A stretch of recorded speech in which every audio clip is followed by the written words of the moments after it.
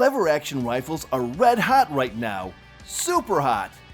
The United States is currently undergoing both a lever-action renaissance and a lever-action revival. There are more great options on the market than at any other time in history, and that's probably because shooters are clamoring for them. The hardiness, pointability, simplicity, reliability, and sheer fun factor of the lever action have ignited a passion among the shooting public once again. If you're shopping for a new lever action, it can be a little daunting. There are so many good ones to choose from. To help you make a good choice, I'm here with a tier list featuring 13 of the most popular and best-selling lever guns on the market. We've got a lot to cover, so let's get into it.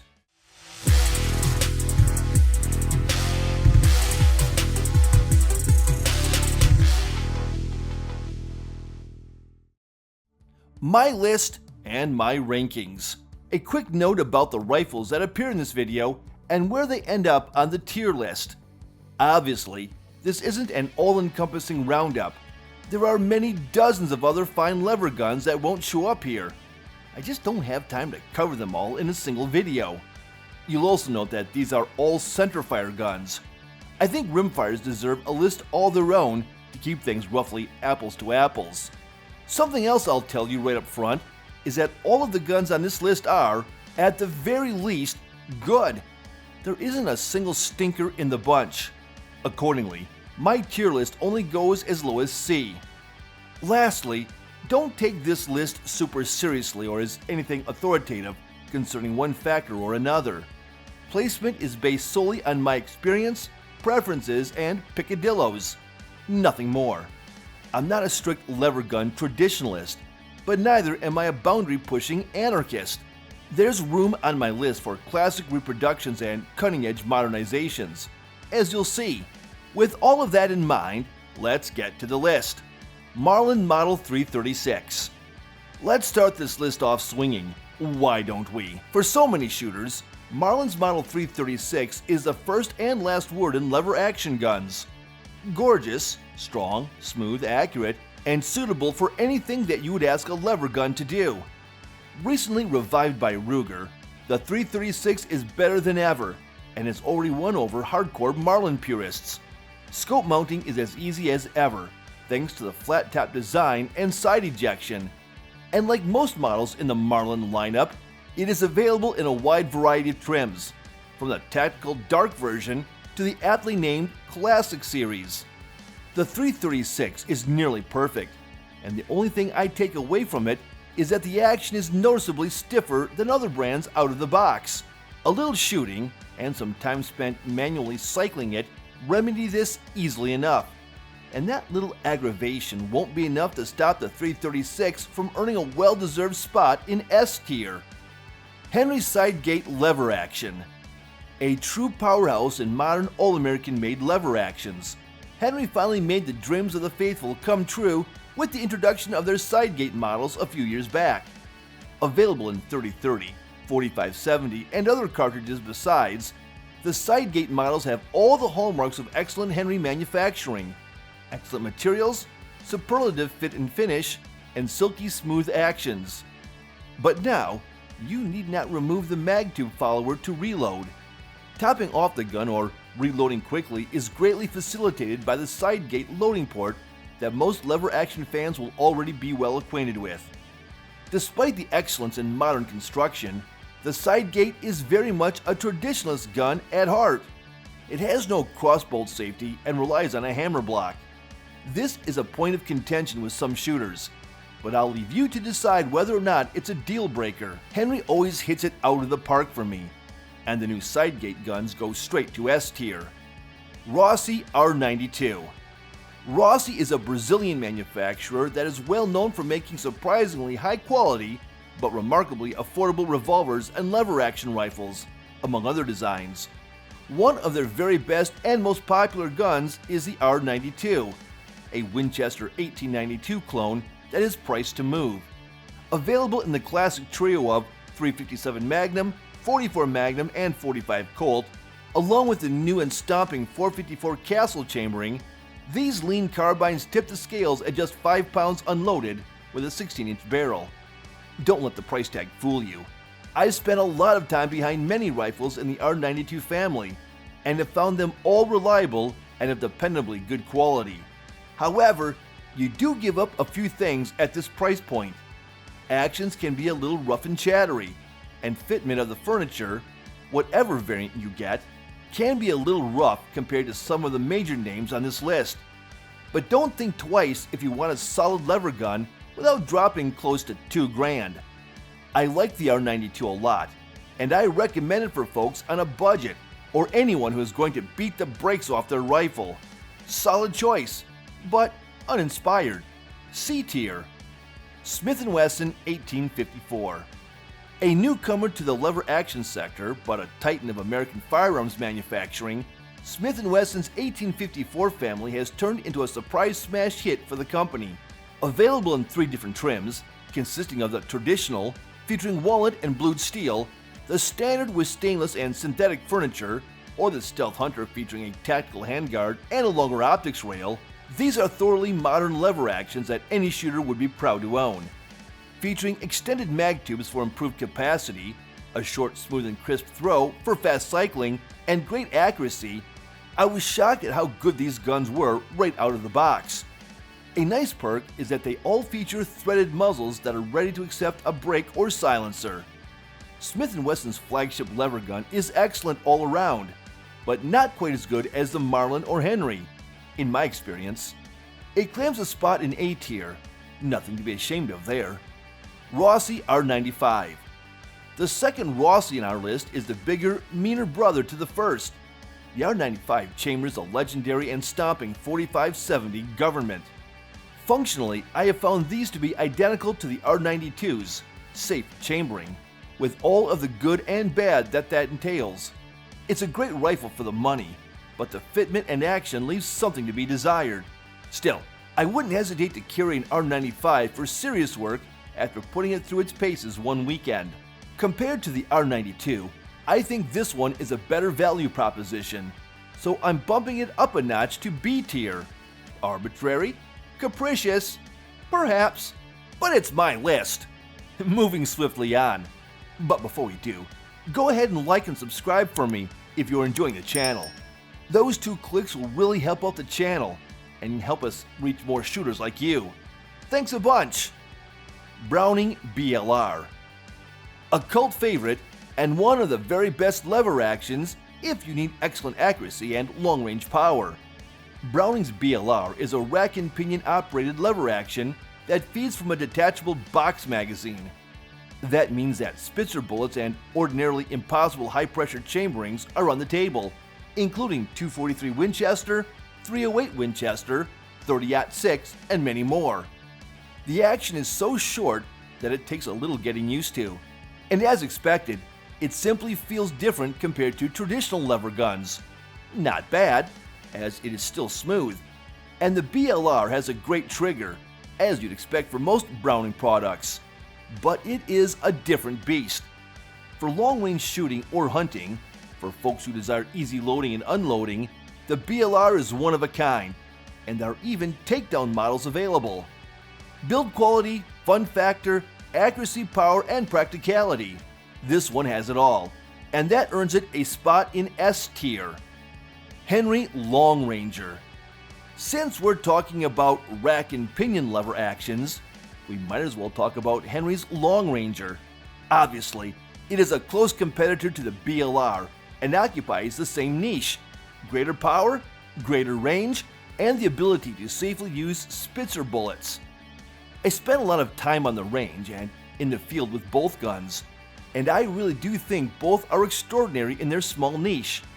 Ultimately though, I think the BLR is a little bit better. The action is a little smoother, the trigger a little crisper, and the magazine release is more positive. I also think the BLR looks better since it has a curved pistol grip stock option available, and the finish on the wood stock is nicer and more durable. I take nothing away from Henry's Long Ranger though, but I am going to park it in A tier. Marlin 1895. Another Marlin, newly resurrected by Ruger, the 1895 is the stomper of the model lineup. 4570 government is still a huge and heavy pill capable of taking down the most dangerous game. Like the 336, the action is robust and smooth, but a little stiff out of the box. Interestingly, compared to the 336, the 1895 cleans up immediately after a few shots, and just a little time spent dry cycling it after a good cleaning. I've noticed this on multiple guns, so it's a known thing for me. If you need a 4570 or just want one, it's hard to do better than this. S tier all day long. Marlin 1894. I'm usually not much for pistol caliber rifles and carbines, but if there was ever a category of long gun where these chamberings just work, it is lever actions. And among such combinations, the new Marlin 1894s are near the very top of the heap. I've talked about the new Marlins enough already for you to get the gist. No changes and no surprises here. They are uniformly excellent. A tier. Taylor & Company 1886 Takedown. A premium rifle built with old-school attention to detail while utilizing the strongest modern materials and most sophisticated technologies. Taylor & Company's 1886 Takedown model sports a full 26-inch octagonal barrel, superb walnut furniture, and an undeniably gorgeous color case hardened receiver, lever, and cap. Breaking down at the breech into two component groups for easy transport and boasting a whopping 8+1 capacity despite being a 4570, this is a true beauty and the beast rifle. It's also a premium offering, retailing for just north of $2,000. It's an outstanding gun, though not one I would want to carry into dense terrain owing to its length. But it's a different tool for a different purpose compared to a brush gun. As good as it is, as beautiful as it is, I think other, less expensive guns we've already covered are just as good and even better when it comes to function and accuracy. For that reason, I have to give Taylor's 1886 Takedown a spot in A tier. Uberti 1866 Yellow Boy. Henry isn't the only manufacturer turning out handsome, traditional brass lever actions. Italian manufacturer Uberti is here to compete with the 1866 Yellow Boy, featuring a full and heavy brass frame. This authentically styled reproduction doesn't deviate from the original design one bit. The action is silky smooth, but it's a top ejector, and that means an optic is a no-go. The walnut furniture sports gorgeous figuring, and in my experience with these guns, they have proven to be accurate, quick cycling, and a joy to shoot. However, as cool as they look, and as well suited to cowboy action shooting as they are, I take some points away because I've experienced trouble with them in the past when feeding them heavy loads, especially the 45 Colt versions. That makes me hesitant to recommend them for anything outside of sport shooters and plinkers, who are happy subsisting on a diet of powder puff loads. Not for nothing, brass tarnishes quickly and is a pain to clean and polish. Not something I want to put up with for a working gun. A nice piece, but I'd be tempted to add one to my collection mostly as a wall hanger, and for that reason, I've got to put it into B tier. Henry Laser. One of the newest, coolest, and hottest lever action guns on this list, Henry's Laser, or Lever Action Supreme Rifle, is a radical departure from both the company's typical offerings and lever action design generally. The Laser is a rack and pinion action that utilizes a rotating AR-style bolt and feeds from detachable AR-style magazines. Chamberings are 5.56mm and 300 blackout, and though it has a gorgeous blued finish and supple walnut furniture, nods to tactical use are apparent in the form of a threaded muzzle, Picatinny rail, and crossbolt safety. For folks stuck behind enemy lines in states where semi-auto rifles are banned or heavily restricted, this would be a great choice, and it's a stupendous general-purpose gun for all seasons and all reasons. I've also found it to be remarkably accurate, even compared to Henry's other guns, and it competes admirably with the Long Ranger, which is more of a special-purpose model. Unfortunately, the action is noticeably stiffer, likely due to the rotating bolt design. It's a very cool gun, and I like it a lot, but it's too new and a bit too odd for me compared to the other rack and pinion guns we looked at. For that reason, I'm sticking Henry's Laser in C tier. Winchester 1873. Last and certainly not least, the most legendary lever action on this list, and one that all riflemen love. Equally famous and infamous as the gun that won the West, current production Winchester 1873s are made in Japan by Miroku, but they are still icons of American style and firearm design prowess. This is the definitive traditionalist lever action made today. Toggle style action, insanely smooth operation, top ejection, sublime finishing, it's all there. If you have to have the original, this is the version you should go with, but you're giving up the ability to easily mount a scope and, as much as it pains me to say, a considerable amount of durability and longevity compared to Marlin and Henry offerings. There is a reason the toggle link action, despite its quickness and ease of operation, was left behind historically. It starts to loosen up pretty quickly with lots of rounds fired, especially if you are shooting heavy loads. Chatter in the action will eventually culminate in reliability problems at worst or noticeable hitching at best. So as much as it breaks my heart to do so, I'm parking Winchester's 1873 in B tier. Great for collectors, great for light recreational shooting, and a must for CAS competitors who demand the genuine article.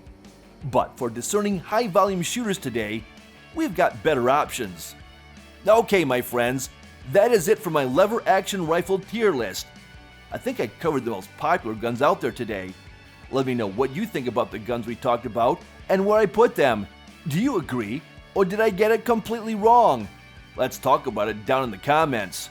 And don't worry, you won't hurt my feelings. This is just my personal opinion after all.